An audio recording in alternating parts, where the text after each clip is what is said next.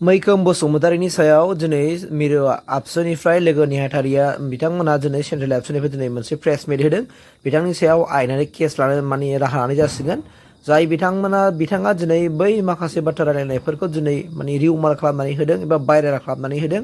नाथाय बर' हारि दुलाराय बर' फरायसाफोरा जेब्लाबो खौसेथिनि बाथ्रा बुंबाय थादों आरो जेब्लाबो खौसेथिखौ लुगैयो। नाथाय बिनि गेजेरावनो दिनै ससियेल मिडियाआव गोबांथार माखासे भाइरेल खालामबाय थानाय आरो बेखौ लानानै गोबांथार बाथ्रा ससियेल मिडियाआव दिनै सावरायबाय थानाय बेखौ लानानै दिनै दुखु फोरमायदों आरो बिथांमोना दिनै लास्ट वार्निं होदों आरो मैखोम बसुमतारीनि सायाव दिनै बिथांमोना आयेनारि राहा लाबाय होननानै बुंदों। खावलायदों जे मैखोम बसुमतारीया मानि थाखाय बेखौ भाइरेल खालामनानै होदों बेखौ बिथांमोना क्लियारिफिकेसन होनांगोन। मैखोम बसुमतारीया क्लियारिफिकेसन होनांगोन, नङाबा दिगदार जानो हागौ। बे बाथ्राखौ बिथांमोना दिनै हुमखि होदों मिरु आबसुनिफ्राय। दा नोंथांमोननि गेजेराव बिथांमोना मा बाथ्रा बुङा दुलाराय बर' फरायसा आफादनिफ्राय नोंथांमोना नोंथांमोननि खोमाजों खोनासंनानै लादो, मेगनजों नायनानै आं नोंथांमोननो भिडिअखौ होनानै होनोसै। बिथांमोना दिनै फ्रेस मिट होदों। फैदो लोगोफोर, नोंथांमोनाबो मोजाङै थार बाथ्राखौ बुजिनानै लाबानो जाबाय। मैखोम बसुमतारी मा मेन्टेलिटिजों बिथाङा फिन बेखौ भाइरेल खालामखो जों मिथिया। मैखोम बसुमतारीया बेनि सायाव रायजो राजानो कैफियत होनांगोन, बुजायनानै होनांगोन आरो मैखोम बसुमतारीनि सायाव दुलाराय बर' फरायसा आफादा आयेनगत जि राहा लानांगौ जों बेखौ अलरेडि लाखानाय जाबाय। आथिखालाव दुलाराय बर' फरायसा आफादनि आफादगिरि मानव गेदेर आफादगिरि दिपेन बरुवा जाय बाथ्राखौ हारियाव खैफोद फैदों बे बाथ्राखौ गसंथानानै बिथाङा बुंनांगोन। मानोना बिथाङा जाहैबाय दुलाराय बर' फरायसा आफादनि सासे मुरब्बि, बर' हारिनि सासे मुरब्बि मोननाय नङा। दिपेन बरुवाबो बे बाथ्राखौसो बुंदों, जेबो गाज्रि बाथ्रा बुङाखै। बेखौ लानानै माखासे जायफोर इउटुबार दङ, जायफोरा गावसोरखौनो समाज फोसाबग्रा बुङो,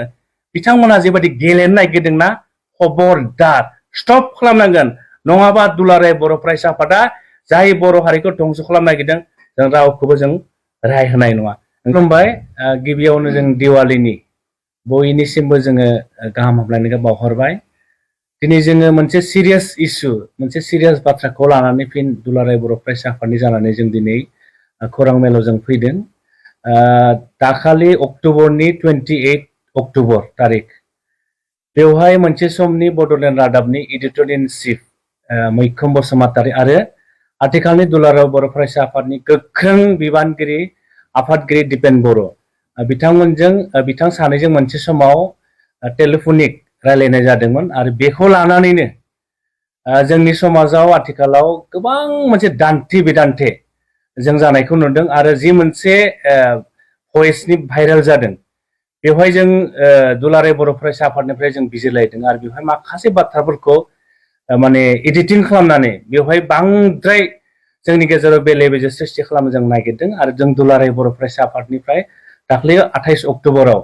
दुलाराय बर' फरायसा आफादनि मानव गेदेर आफादगिरि आरो मोनसे समनि बड'लेण्ड रादाबनि एडिटर इन चिफ मैखोम बसुमतारीनि जि मोनसे बाथ्रा रायलायनाया भाइरेल जाबाय आरो जाय सुबुङा बे अडिअ'खौ भाइरेल खालामदों बेखौ जों दिनै दुलाराय बर' फरायसा आफादा गोख्रों रावजों सोंखारिदों आरो बेनि सायाव दुलाराय बर' फरायसा आफादा जों गोख्रों थांखि लानानै बे अदैनि सायाव जोङो मोनसे आयेनगत बेबस्था लानो थांखि लाबाय। जों मिथिगौ आथिखालाव बेखौ लानानै जोंनि समाजनि गेजेराव गोबां राजखान्थिगिरिफ्रा मोनसे माइलस्टोन लानो थाखाय बिथांमोना बेखौ जोंनि पाब्लिकनि गेजेराव मोनसे गाज्रि बारहावा जोंनि गेजेराव बेले बेजे खालामनो नागिरदों। जों दिनै स्पष्ट बुंगोन 2020 मायथाइनि 27 जानुवारि बिटिआर सुक्ति जादों आरो बे सुक्तिनि उनाव दुलाराय बर' फरायसा आफादआ जोंनि मोनसे थांखिमोन जे मोनसे हारिया आबुं माहारि महरै बुहुमाव दावगानांगौब्ला बे हारियाव सोलोंथाइनि हारा बांनांगोन आरो बे हारिया इनाय हाथियारजों सोमावसारनायनिफ्राय बे हारिया अराय उदां जानांगोन होननानै दुलाराय बर' फरायसा आफादा गुड गभर्नेन्स आरो इलिगेल्स आर्म्स फ्रि ससाइटि दानो थाखाय जों थांखि लादोंमोन आरो बे बेलायैनो मोनसे समाव प्रमद बर'आ जेब्ला दुलाराय बर' फरायसा आफादनि आफादगिरिमोन बिथांनि नाजानायावनो 2022 मायथाइनि 27 जानुवारियाव जोंनि एनडिपिनि मोनब्रै हान्जाखौ जों लाबोनानै बर' हारिखौ इनाय हाथियारनि जि जोङो इउज खालामनानै जों जे सोमावसारनाय बेखौ जों उदां खालामनो हादोंमोन। बर' फरायसा आफादा साननाय बायदि दा बर' हारिया इनाय हाथियारनिफ्राय सोमावसारनायजों उदां जाबाय। बे सुक्तिखौ लानानै माखासे जोंनि राजखान्थि दोलोफोरा गावनि खाबुनि थाखाय बिटिआर सुक्तिखौ लानानै माखासे जोंनि गेजेराव बेले बेजे सोमजिहोनायखौ जों नुदों आरो फिन जोंनि गेजेराव बिदा फंबायनि गेजेराव बिथांमोना मोनसे गाज्रि थासारि खालामनानै आरोबाव जोंनि गेजेराव बिदा फंबायनि गेजेराव नांलायनायनि जि मोनसे सोलो बिथांमोना खालामनानै आरोबाव मोननै उग्रपन्थी बिथांमोना मोननै हाथियार हमग्रा हानजाखौ बिथांमोना सृष्टि खालामदोंमोन आरो बेखौ लानानैनो दुलाराय बर' फरायसा आफादनि आफादगिरिजों बड'लेण्ड रादाबनि एडिटर इन चिफ मैखुन बसुमतारी जेब्ला अभार टेलिफन सावरायलायो सार बेबायदि थासारि जाफिनबाय नोंथांमोना बर' हारियाव बर' हारिखौ इनाय हाथियारजों उदां खालामनो थाखाय जि नाजादोंमोन बे दिनै जाफुंसारबाय नाथाय बे समाव मोननै हानजाया फिन हाग्रायाव थांनानै इनाय हाथियारजों बिथांमोना बर' हारिनि जेंनाखौ सुस्रांनो थाखाय फिन बिथांमोना सोमावसारनो नागिरदों बे बेलायाव नोंथाङा मा होनो होननानै जोंनि आफादगिरिखौ सोंनायाव आफादगिरिया मोनसेल' बाथ्रा बुंदों जे मोनसे हारिया इनाय हाथियारजों सोमावसारोब्ला बे हारिया माब्लाबाबो जोङो दावगानो हाया मानोना जों नुदों थांनाय बोसोरफोराव जोंनि जायफोर लाइमोन गथ'फोरजों जायफोर फरायनाय गथ'फोर दं कलेजाव फरायनाय इउनिभारसिटियाव फरायनाय स्कुलाव फरायनाय जेब्ला इनाय हाथियारजों जोङो सोमावसारदों बै समाव जोंनि फरायसाफोरा मोजाङै फरायनो हायाखैमोन जोंनि फरायसाफोरखौ आर्मि पुलिसा उग्रपन्थी साजायनानै थिउरि हानजा साजायनानै बिथांमोनखौ साजा होदोंमोन बैखौ नुनानैनो जोङो नाजायै जों खालामफिननो हादों बे बाथ्राखौसो दुलाराय बर' फरायसा आफादाव जेब्ला बिथाङा सोंहरो अब्ला दुलाराय बर' फरायसा आफादनि आफादगिरिया बुंदोंमोन बे बाथ्राखौ आंनाव सोंस्लायस्लाय जायफोरा हाथियार हमनानै दिनै 2027 मायथाइनि 23 जानुवारियाव पिकेट सुक्ति खालामबाय बिथांमोनाव सोंब्ला साबसिन जागोन मानोना बिथांमोना बेसेबां सम हाग्रा बंग्रा थानानै बेसेबां त्याग खालामनानै बावसोमनानै बर' हारिखौ बे थासारियाव गोजोन थासारियाव लाबोबाय बै बाथ्राखौसो बिथाङा मोजां बुंदोंमोन बे बाथ्राखौनो लानानै मैखुन बसुमतारी मा मेन्टेलिटिजों बिथाङा फिन बेखौ भाइरेल खालामखौ जों मिथिया मैखुन बसुमतारीया बेनि सायाव रायजो राजानो खैफोद होनांगोन बुजायनानै होनांगोन आरो मैखुन बसुमतारी सायाव दुलाराय बर' फरायसा आफादा आयेनगत जि राहा लानांगौ जों बेखौ अलरेडि लाखानाय जाबाय आरो बे जाथाया बेयावनो स्टप जानांगौ जों नुदों माखासे इउटुबारफ्रा जाय इउटुबारफ्रा आथिखालाव गावसोरखौनो बर'नि गोरों होननानै गावसोरखौनो एकदम महापन्डित देखायनानै जोंनि गेजेराव फिन बिदा फंबायनि गेजेराव बे बाथ्राखौ लानानै जावले बुंनानै जोंनि गेजेराव बिदा फंबायनि गेजेराव फिन गोरोबलायै गावजों गाव गोदो जेरै जालांबाय जोंनि गेजेरनिफ्राय बेसेबां थुनलाइगिरिया जिउ गोमालांबाय बेसेबां आइजोफोरा जिनाहारि जाबाय गायदे बसुमतारी बायदिया गावनि गथ'खौ गोरबोआव लानाय बिथांमोना मुंख्लं जानांबाय बेसेबां बर'नि आइजोफोरा गावनि गोथारथिखौ भुमका बायदियाव खोमानानै लानांबाय बेसेबां आइजोफोरा गावनि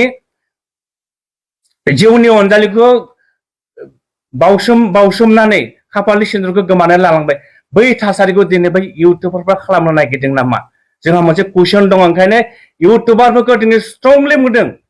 हारियाव जुदि बेबायदि बेले बेजे जायोब्ला बिनि दायनिगिरिया जाय इउटुबारफ्रा दिनै बे बाथ्राखौ मोनसे गाज्रि लामाजों लांनो नागिरदों हारियाव जुदि फिन बिदा फंबायनि गेजेराव जुदि इनाय थासारि जाफिनोब्ला बेनि दायया बिथांमोनानो जागोन आरो दुलाराय बर' फरायसा आफादा जों रावखौबो जों गारनाय नङा मानोना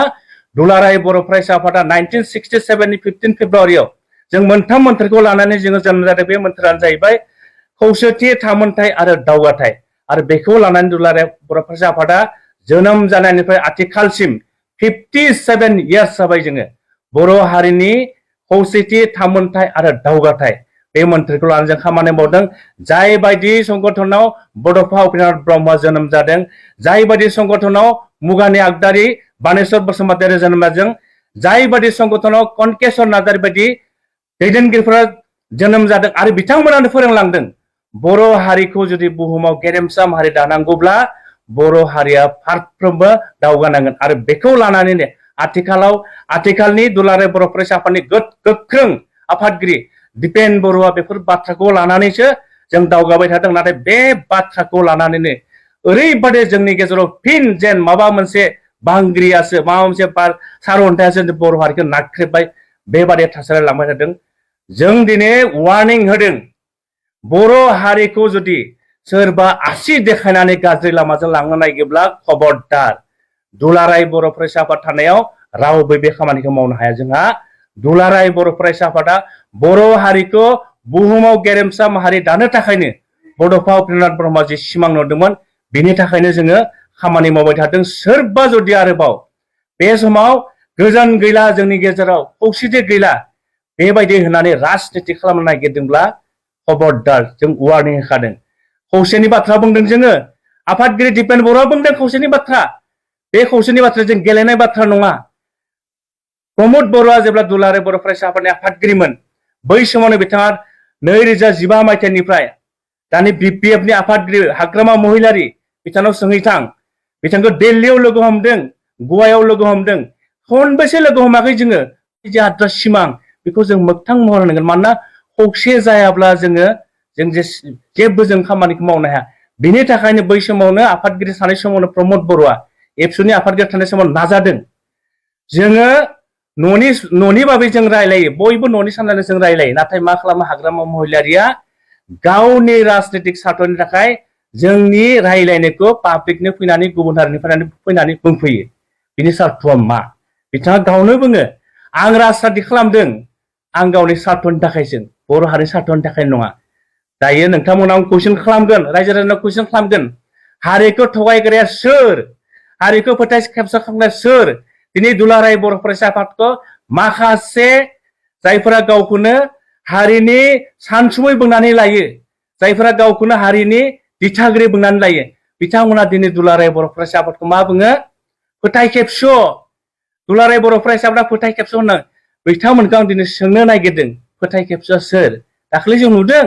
जोंनि आफादगिरिया आथिखालनि जि जोंनि पलिटिकेल थासारि बेखौ नुनानै खौसे जायाब्ला जोंहा उनाव फैबाय थानाय समाव बर' हारिया एसे खैफोदाव फैगोन बेखौ नुनानै दुलाराय बर' फरायसा आफादा जोंनि जायफोर राजखान्थि हान्जा दङ बर'नि खौसे जानो थाखाय जों बाथ्रा बुंदों रायलायदोंबो रायलायना सोलिबाय थादों नाथाय बेवहायनो नुबाय दाखालि जोङो हाग्रामा महिलारिया फैनानै उल्था बाथ्रा बुंना होलायबाय बिथाङा दा रायजो राजाखौ आङो साननो थाखाय खावलायबाय हारिखौ मोजां मोनग्रा लिडारा सोर नाथाय बेफोर बाथ्राखौ बुङालासिनो आथिखालाव दुलाराय बर' फरायसा आफादनि आफादगिरि मानव गेदेर आफादगिरि दिपेन बर'आ जाय बाथ्राखौ हारियाव खैफोद फैदों बे बाथ्राखौ गसंथानानै बिथाङा बुंनांगोन मानोना बिथाङा जाहैबाय दुलाराय बर' फरायसा आफादनि सासे मुरब्बी बर' हारिनि सासे मुरब्बी गावनि न'खराव जेब्ला खैफोद फैयो गावनि न'नि बिगोमाया गावनि गथ' गथायखौ बुङो न'खरनि गथ' गथायखौ बुङो खबरदार रावबो गाज्रि लामायाव थांनो मोननाय नङा दिपेन बर'आबो बे बाथ्राखौसो बुंदों जेबो गाज्रि बाथ्रा बुङाखै बेखौ लानानै माखासे जायफोर इउटुबार दङ जायफोरा गावसोरखौनो समाज फोसाबग्रा बुङो बिथांमोना जेबायदि गेलेनो नागिरदोंना खबरदार स्टप खालामनांगोन नङाबा दुलाराय बर' फरायसा आफादा जाय बर' हारिखौ धंस खालामनो नागिरदों जों रावखौबो जों राय होनाय नङा ओंखायनो बे बाथ्रा बेयावनो जोबनांगौ दिनै दुलाराय बर' फरायसा आफादा बे प्रेस मिटनि गेजेरजों जों बयखौबो खावलायगोन जिखिनि दल संगठन दङ जोंनि जायफोर बर' हारिनि थाखाय मावनो ओंखारबोदों बेफोर बाथ्राखौ साननायनि सम फैबाय जायफोर जोंनि फोरोंगिरि दङ जायफोर दिथागिरि दङ नोंथांमोना साननायनि सम फैबाय मानोना जों नुदों ड्राग्सजों गेलेदों जुवाजों गेलेदों 9, 10 नि गथ'फ्रा स्कुलाव थाङो मोननै क्लास लाना ओंखारबोयोनो दुलाराय बर' फरायसा आफादा बेफोर बाथ्राखौ बुङाब्ला बर' थुनलाइ आफादा बेफोर बाथ्रा बुङाब्ला सोर बुंगोन दिनै जोंनि स्कुला बर' मिडियामनि स्कुला माखासे भेन्सार जानानै दङ प्रभिन्सियेलाइज खालामनांगौनि बाथ्राखौ सोर बुंगोन जोंहा दिनै